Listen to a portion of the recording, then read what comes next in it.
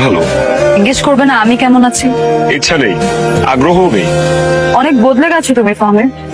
মানুষ মানুষ মরে গেলে পচে যায়, আর বেঁচে থাকলে বদলায়, কারণে অকারণে বদলায়। আমাদের ঝগড়ার কিছুদিন পরে আমি জানতে পেরেছিলাম যে ওই মেয়েটার সাথে তোমার কোনো সম্পর্ক ছিল না। তারপর আপনি আমাকে অনেক খুঁজেছেন, কিন্তু পাননি। ফাহমি, 2 দিনের জন্য আই এম রিয়েলি সরি। আমি না রাগের মাথায় কি কি বলে ফেলেছিলাম আমি নিজেও জানি না, কিন্তু আমি এখনো তোমাকে ভালোবাসি ফাহমি। Nice jokes. জোকস তো ভালো ছিল। একদিন পর বুক ফেটে হাসি আসতেছে। আমি জোকস করতেছি না, আমি সিরিয়াসলি বলতেছি। লজ্জা লাগে না?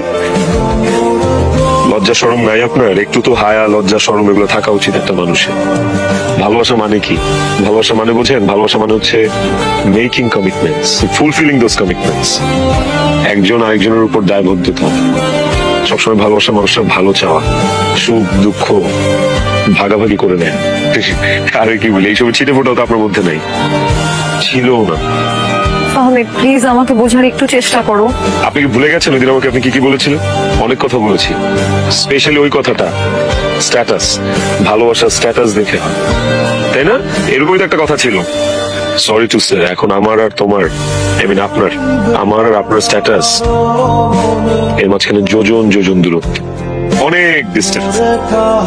আমি ওই ফামিদ নাই যে ফামিদকে আপনি রাস্তায় ফেলে চলে গেছিলেন। This is a complete different man. এই ফামিদ অন্য ফামিদ। তার প্রতি আমার কোনো রাগ ক্ষোভ গ্রাজেস কিচ্ছু নেই, মাফ করে দিচ্ছি। বাট একটা কথা কি জানেন, আপনি চলে যাওয়ার পর আমি আর কাউকে ভালোবাসতে পারিনি। আমার মধ্যে থেকে ওই ভালোবাসাটা জন্মই নেয়নি কারোর জন্য। আজ পর্যন্ত আমি আর কাউকে ভালোবাসিনি। আমি জানি না আমি আর জীবনে কোনদিন কাউকে ভালোবাসতে পারবো কিনা। সুন্দর লাগতেছে। ঠিক আছে।